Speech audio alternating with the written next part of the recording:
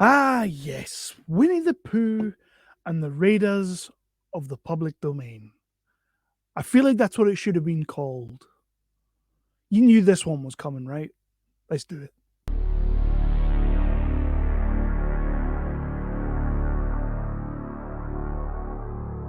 That's right, folks. I'm back. My name is Kevin Halden. This is Nerdly Out Loud. We are the official channel of nerdly.co.uk, your favourite British website for all of your news, reviews, and exclusive interviews. We like to cover everything from the big budget to the low budget to the no budget, with a special keen interest on the lower end of the scale. And lower end of the scale, this movie definitely is. As you can see from the title, we are talking about Winnie the Pooh, Blood and Honey. For those that didn't know, a couple of years ago, Winnie the Pooh's IP, the intellectual property of Winnie the Pooh, entered the public domain. So anybody could really go about using the A.A. Milne version of Winnie the Pooh and the characters from Winnie the Pooh.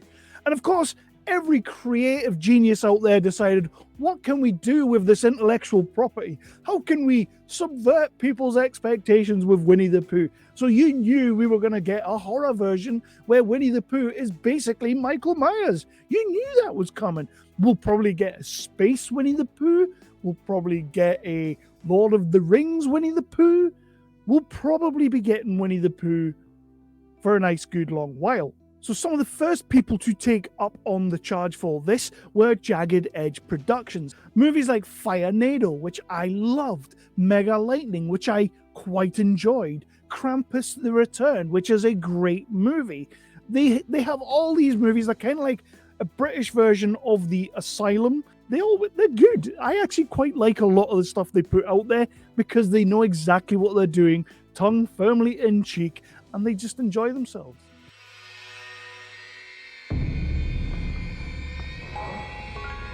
You know, you're the first person I ever shown this place to. And why am I so special? Because soon we'll be Christopher and Mary Robin. You should be close now. We're not going to find them. We will. Pooh, Piglet, Eeyore, we were friends for many years, and they're out there. Christopher, we need to leave. Now. I really need to find out what's happened here, okay?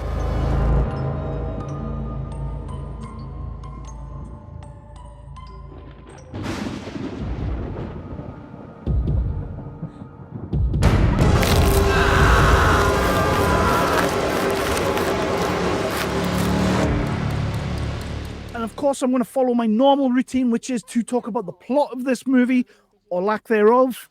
I'm joking, there is a plot. There's definitely a plot. It's there. Then we will get into the cast and crew of the movie. I will talk about what I did and did not like about this movie. And then I will give you my Nerdly Out Loud rating. That is my rating, not the rating of Nerdly as a whole, although you can take my rating to the bank because other than Phil, Big Daddy Boss Man Phil, I'm the most important person there. And I like to say that because it makes me feel good about myself. So please let me feel good about myself. All right? Let's get in, talk about Winnie the Pooh, Blood and Honey. So Blood and Honey is exactly as advertised. They told us it was going to be a horror movie. The maniacal murderers of this movie were going to be Pooh and Piglet.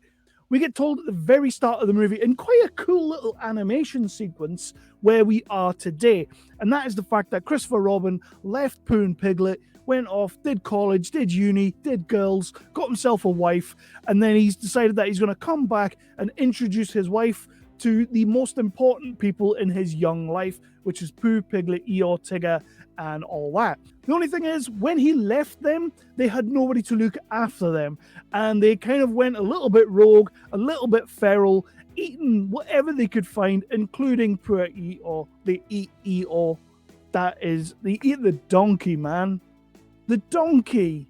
And that gives them a taste for a little bit of cannibalism and a little bit of let's eat human beings. There's also a nice little thing in here, and I assume it's to do with the IP, where they mention that they're not necessarily the Pooh, Piglet, Tigger, and Eeyore of the books that we have known in the past. They're a little bit of a hybrid mixture, and I'm glad they told us this because it kind of explains why they have actual normal fingers. So yeah, they do that and they tell us about the hybrids. I think that's mostly because they can take the AA Milne stuff from like way back, but if you go too close to what Disney did, like you might find yourself in trouble. You might. Christopher Robin comes back, brings his wife. His wife gets killed very early on. They take Christopher Robin hostage, and then we cut to a group of girls who are camping out in 100-acre woods because a couple of them are a little bit messed up, and that's going to be our movie from there. It basically follows the standard formula of they realize that Pooh and Piglet are going to try and kill them, so they need to get gone. So there's not much point talking about the plot anymore because that is the plot. It becomes a hack 'em slash 'em. But what we might as well do is get into our cast and crew. So our main cast and crew is the girls. We're spending most of the time with the girls of the movie, the ladies of the movie who are going to be getting chased by Pooh and Piglet. And I have to say, I really liked all of them. They have some really good chemistry considering we're not really spending a lot of time getting to know them. They spend more time at the start of the movie getting up to meeting the girls, and then we kind of meet them, and then Pooh and Piglet come after them, and then they're going to be running about screaming. A couple of them are going to die horrifically. It's going to be awesome. You know, it's standard horror movie stuff. It's like slasher movie stuff. It's what we want to see. Amber Doig-Thorne, who is absolutely brilliant as the sort of quote-unquote final girl, sort of. She really does give you this sense of vulnerability, however badass when needed to be. Like, she's really able to pull it together, grab a sack and go after them, you know. But I really quite liked her. I've seen her in a few other things, mostly some Jagged Edge productions as well. She's got a few things coming up that I'm really interested in seeing. We'll be talking about one of them in another episode soon. We also have Natasha Rose Mills, another actress that I'm really kind of keen to, because I remember doing the Romford Film Festival, I saw a movie called Colorblind. She was in that. I believe she wrote that, and she was great in that. So I was really kind of interested to see what she did here. She's kind of the geeky, nerdy girl of the group, because you have to have one. We've got a good little eclectic group of ladies here that I really quite liked. But I mean, really, you want to spend more time with Pooh and Piglet because you just want to see people die. I mean, yeah, I'm sorry, but I did. And I'm not going to say too much about the guys behind the masks of Pooh and Piglet because, let's be honest, they're not really saying anything. Like, that's another part of the movie. Like, they don't talk. They've kind of gone mute. Like, they didn't want to, like, run the risk of getting butchered by people saying, oh, it doesn't sound like them. You know, so they just decided they were mute. I quite like the idea because you would if you were feral. Like, they're not happy. Like, why would they want to talk to people? But I do want to talk a little bit about the crew, not by name, but I'll talk about like departments and all that, because I know there's a lot of people behind the scenes who work on these kinds of things. But some of the set designs and some of these sets are absolutely brilliant. For instance, the house where Pooh lives and the little area where Pooh and Piglet live, there's like a couple of like Winnebago style things in there, like some trailers and stuff like that. I really liked the way that was all set up. It looked really kind of like Winnie the Pooh-ish, you know, it looked really like Ewok villages kind of thing. And I loved that. Like, I thought the set design was crazy good for the money that they had. They'd obviously found somewhere that was already, you know, like ready to go, look great, and let's just film here. The practical effects on the deaths are excellent. Like, you get to see eyeballs popping out, throats getting cut, you know, people getting put through wood chippers. There are some wonderful, wonderful deaths in this movie, and the practical completely lends to it. It does really help with that suspension of disbelief, because when you see Pooh and Piglet running around, you're kind of like, it's Winnie the Pooh and it's Piglet.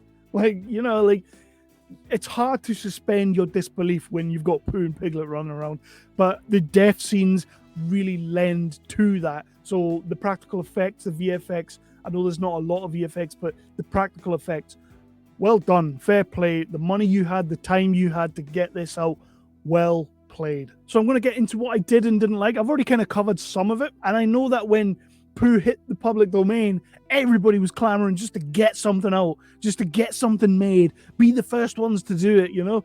And these guys got in really quick, put something together, got a cast together, went out there, Everyone committed to it, tongue firmly in cheek. Everybody knew what they were making. They knew they weren't making highbrow, high quality Hollywood material. They knew exactly what they were making. And the movie's all the better for that. I know when I say things like that, some people take it as a little bit of an insult. It is not an insult. As long as you know who your audience are, and as long as you're playing to that audience, we can vibe with it. We can vibe with your movie. And I vibed with this movie. Is it perfect? Fuck no. It's not perfect. Is it hell? But it's enjoyable enough and it's fun enough for you to have a good time. Having said that, something that I didn't like are the masks. They are not great. They just don't look great. And you can see the eyes of the people behind them a little bit at times. Like it's just hard. It's hard to really stick in with the movie. Like, the whole thing about Michael Myers is that we know it's a guy behind the mask, but the mask is still scary as shit. Now, when the mask comes off, he's even scarier. We know these things, but you're watching a movie where it's supposed to be some sort of Winnie the Pooh hybrid. So he is a bit messed up and a bit mangled and a bit like 7 foot tall and whatnot. But the mask just doesn't scare you. The Piglet mask isn't bad, but I don't know if that's because the most that we see of Piglet, he's just in the dark and you see little of him. You don't see a great deal of Piglet's face. So I guess that's maybe lending to that, and all the better for it. But I suppose when you got the public domain rights and stuff like that, you got to show Pooh. Something else I really wasn't into is this B story going right the way through the movie for the character of Alice, played by Amber Doig-Thorne. And I just didn't love it. Like, starts the movie, she's at a therapist, and she's telling her about this time that this guy had supposedly broken into her house, but there was no proof that anybody had broken into her house. Then she wakes up and somebody was actually in the house. And they set this up, and they didn't really pay it off anywhere along the line. They mentioned it once or twice, and I guess that's why when it comes to facing down the bad guys, like, she's more gung-ho with it because of that situation. I'm not going to be a victim anymore. But it just didn't pay off in any kind of way for me. There was, like, it felt like you were trying to give me a bit of backstory so I could vibe with this character, when really all I needed her to do was get into the woods, get chased around, and kill or be killed. I understand you've got to pad the movie out a little bit. You've got to give us a little bit of something so that we can vibe your characters. It just wasn't for me. So I might as well get on to my final rating. And remember, this is the Nerdly Out Loud rating, not the official rating of nerdly.co.uk. We have plenty other reviewers on the website who've probably all seen this, probably all reviewed it, probably all rated it. So go over there, read their reviews, read their comments. I'm sure they've said lovely things. I've said some pretty good things, I feel like. I didn't hate this movie. I really quite liked this movie. Is it as good as Firenado? I don't think it is. Is it as good as Mega Lightning? I don't think it is. But it is still a solid effort. You've taken something that was in the public domain, you've ran with it, you've taken the ball and ran with it. And I'm interested to see, because I know you've got a Winnie the Pooh 2 on the slate. I believe you're doing like a Peter Pan Neverland thing. That could be cool. So I'm willing to see what's going to come next and how we get on with things. But for me, honestly, I'm dropping a respectable, I believe respectable, 2.5 out of 5 on this. I'm very middle of the road with this movie. I'm very on the fence with this movie. It's just a case of, for everything that I liked, there was something I wasn't keen on. That's all it was. That's all it was. But your cast were great. Your crew were wonderful.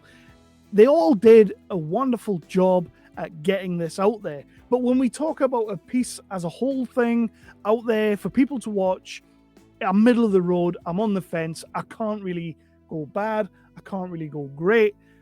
But I'm going to go with a respectable 2.5 out of 5. That isn't an insult to the movie.